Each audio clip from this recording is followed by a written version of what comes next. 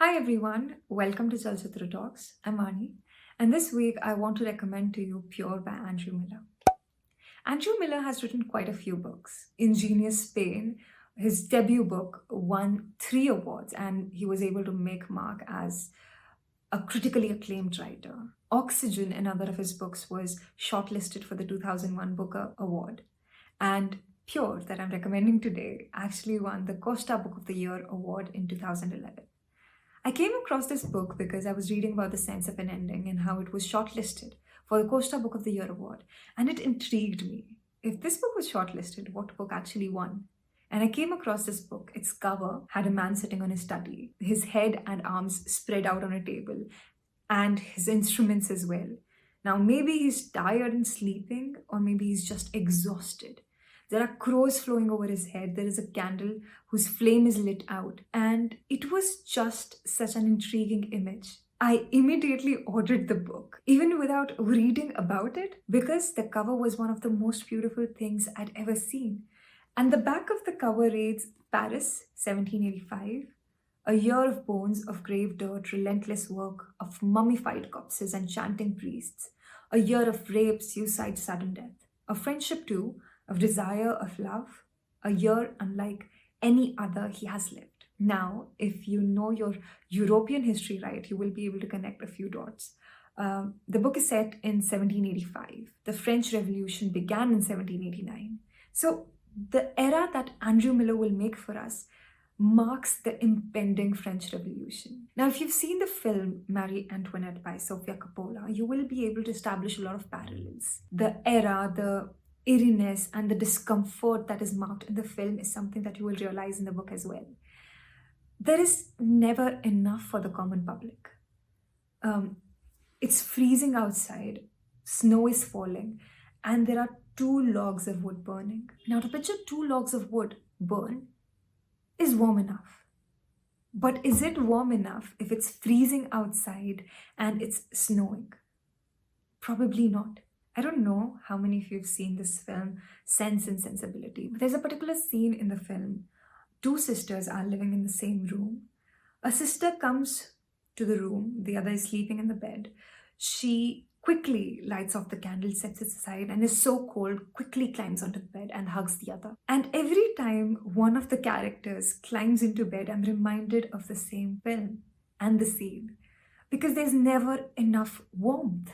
On further reading the book, you will realize why it is so. But this eeriness is marked by the obvious plot as well, because the protagonist is tasked with the responsibility of destroying the oldest cemetery in the heart of Paris. Now, he's a man of reason, he's a man of logic, he's a young man, and he sees this as his opportunity to lift off the burden that he carries of his own history. But sooner into the book, he realizes that perhaps this is not everything. Now, the first few chapters of the book itself, there's a minister who is handing over this task to him, and he says, Saint Augustine informs us that the honors due to the dead were intended principally to console the living. Only prayer was effective, where the corpse was buried was irrelevant. This line actually shook me hard because it made sense. The rites and rituals that we perform for the ones that have passed away are majorly for our satisfaction. And this actually marks or hints at what is yet to come in the book. There are so many things and underlying plots in the book, which are important, of course. But the reason why I would want all of you, or why I would want to recommend this book to you, is just one. That's our protagonist. He is a man of logic and reason, something that we are taught today because we study science.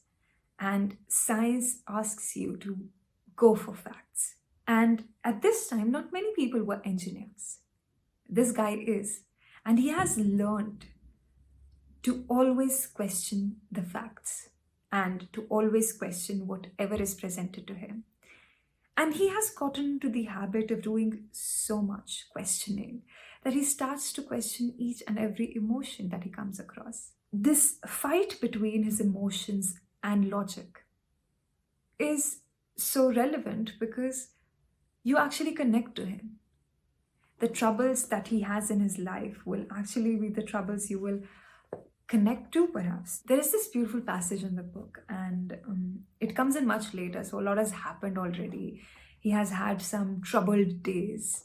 He's not able to sleep at night, and he's taken some extreme decisions. And this line comes in the book: "For the time it takes to walk back to the house and up the stairs to his room, he imagines himself the happiest man in Paris.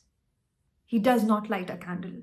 He sits on the bed in the cool, almost dark, as though wrapped in the purple heart of a flower. How simple it all is." Now he's giving up his logic for some time. How simple it all is, and what idiots we are for making such a trial of our lives. And if we wished to be unhappy or feared that the fulfillment of our desires would explode us. Briefly, the old reflects. Now, he wants to examine what he feels, to name its parts, to know what kind of machine it is, this new joy. Then he lies back on the bed laughing softly, and like that comes close to sleep before sitting suddenly bolt upright, everything uncertain again. This paragraph is important because it tells us very briefly what kind of a person our young protagonist is. He loves to examine everything that's presented to him. But then he's also a man of paradox. He wants to be happy, he wants to shun everything out and just relax. But as soon as he tries to do so, something comes over him and he wants to attach something to every feeling or every bit that he feels. And he wants to understand why he feels that way. There are so many historical novels that have been written true, but there are many few books that actually make you want to research more. And this book is one of them. Now, the book is historical fiction, and I have deep, deep, deep, absolute love for historical fictions. But it was one of the few books that left me wanting to see a film. I remember reading The Great Gatsby, and I was so happy that a film existed. I read Pure, and I wanted to reread it again because a film did not exist that was inspired by the book. And I just remember ringing up three of my friends and telling them, you know what, you should read this book because it deserves to be a film. And before it is made into one, please read the book. There's this particular passage in the book that Andrew Miller quotes. It is by a certain gentleman from France whose name I cannot pronounce for the life of me, but it goes something like this.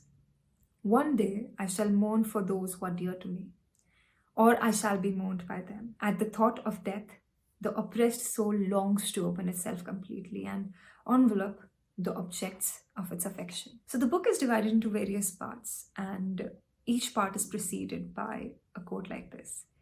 And one of the many reasons why I eventually completed it at a very fast speed was because I could not wait to read what quote precedes the next part. Well, this was my recommendation for this week. I hope you like it. And if you do, you can tell me in the comments below, or you can write to me on vani@chalchitratalks.com. Before I go, I want to remind you that you can now support us on Patreon and YouTube community if you like our work. We have carefully categorized our patrons into 3 different categories: Goodfellas, Gladiators, and Godfathers, Godfathers being at the top.